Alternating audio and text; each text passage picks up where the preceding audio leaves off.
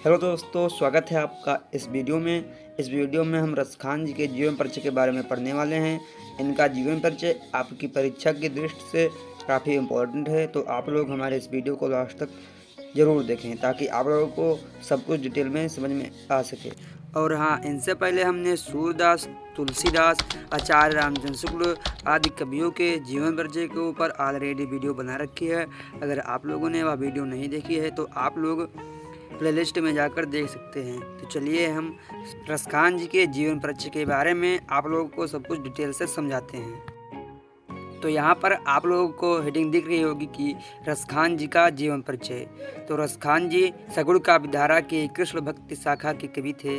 मतलब रसखान जी किस धारा के कवि थे? तो यह सगुण काव्य धारा के कवि। सगुण काव्य धारा जो कि भक्ति काल से अवतरित है। आप लोगों को स्लाइड में दिख रहा होगा कि भक्ति काल को दो भागों में बांटा गया है। कौन कौन से? निर्गुण काव्य धारा और सगुण काव्य धारा। आप लोगों को पीडीएफ में दिख रहा होगा कि निर्गुण काव्य धारा, सगुण काव्य धारा, जो कि भक्ति काल के दो भाग हैं। और निर्गुण काव्य धारा को भी दो भागों में बांटा गया था। कौन कौन से?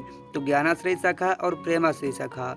और सगुण काव्य धारा को भी दो भागों में बांटा गया है, राम भक्ति शाखा और कृष्ण भक्ति शाखा। तो रसखान जी सगुण काव्य धारा के कृष्ण भक्ति काल के कवि थे। और कृष्ण भक्ति काल के रसखान जी हैं, सूरदास जी हैं, नंददास जी और भी कई कवि हैं जिन्होंने श्री कृष्ण जी के लीला का गान किया था। तो उम्मीद है आप लोगों को इतना समझ में आ गया होगा कि सगुण काव्य धारा क्या होता है और भक्ति काल क्या होता है। तो चलते हैं हम रसखान जी के जीवन परिचय के बारे में आप लोगों को सारे जानकारी प्रोवाइड कराते हैं। तो रसखान जी किस धारा के कवि हैं? तो सगुण काव्य धारा के ये कवि हैं। इनका वास्तविक नाम सैयद इब्राहिम था। मतलब रसखान जी का जो वास्तविक नाम था वह सैयद इब्राहिम था। ये दिल्ली के पठान सरदार कहे जाते थे। मतलब ये दिल्ली के पठान सरदार के नाम से क्या कहे जाते थे, नाम से ये जाने जाते थे। कुछ विद्वान इन्हें पिहानी का निवासी भी मानते थे। मतलब कुछ ऐसे विद्वान थे जिन्होंने इनका निवास पिहानी माना था, किंतु इस विषय में कोई प्रबल प्रमाण उपलब्ध नहीं है। मतलब ये पिहानी के निवासी हैं या नहीं, इस विषय में कोई भी प्रबल प्रमाण उपलब्ध नहीं है। तो उम्मीद है आप लोगों को यह पीडीएफ समझ में आ गया होगा। तो चलते हैं हम अगली पीडीएफ पर और वह पीडीएफ आप लोगों को डिटेल से समझाते हैं। रसखान जी के जन्म के संबंध में बहुत मतभेद है। मतलब इनका जन्म कहाँ हुआ था और कब हुआ था, इस विषय में कोई भी प्रमाण अभी तक उपलब्ध नहीं है। मतलब अनेक मतभेद हैं। जैसे आचार्य रामचंद्र शुक्ल जी ने इनका जन्म स्थान कहीं और माना है, जयशंकर प्रसाद जी ने भी इनका जन्म स्थान कहीं और माना है। इसी तरह इनके जन्म के संबंध में बहुत ही मतभेद है। कुछ विद्वान इनका जन्म 1533 ईस्वी मानते हैं, जो कि आप लोगों के एनसीईआरटी के बुक में दी हुई है। मतलब इनका जन्म कब हुआ था? तो सन 1533 ईस्वी में इनका जन्म हुआ था। इनका जन्म दिल्ली में हुआ था। मतलब इनका जन्म दिल्ली में हुआ था। इनका जन्म स्थान कहाँ हुआ था, कहाँ है? तो इनका जन्म स्थान दिल्ली है। ये गोसाई विट्ठलनाथ के शिष्य हो गए थे। मतलब गोसाई विट्ठलनाथ जी के ये शिष्य हो गए थे। इनका उपनाम रसखान यथा नामा तथा गुणा पर आधारित था। जो इनका उपनाम है रसखान, यानी इनके गुण और नाम पर क्या है, आधारित है।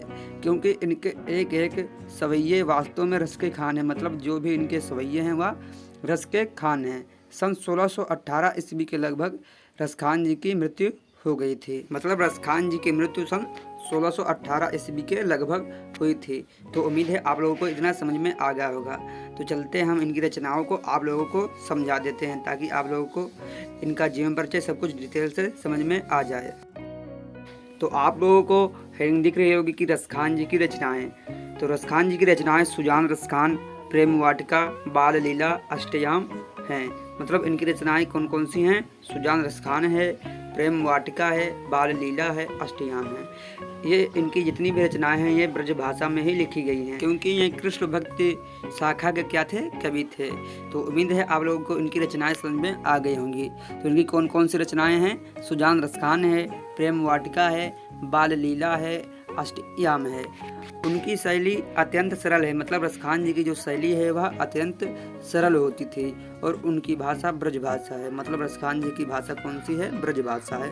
इसलिए इनकी रचनाएं क्या होती थी? ब्रज भाषा में आप लोगों को देखने को मिलती थी। तो उम्मीद है आप लोगों को इनकी भाषा, शैली और उनकी रचनाएं समझ में आ गई होगी।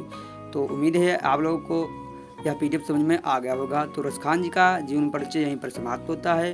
और हाँ, इससे पहले हमने कई कवियों के जीवन परिचय के ऊपर वीडियो बना रखी है, तो अगर आप लोगों ने वह वीडियो नहीं देखी है तो आप लोग प्लेलिस्ट में जाकर देख सकते हैं। तो मिलते हैं अगली वीडियो में, तब तक के लिए धन्यवाद।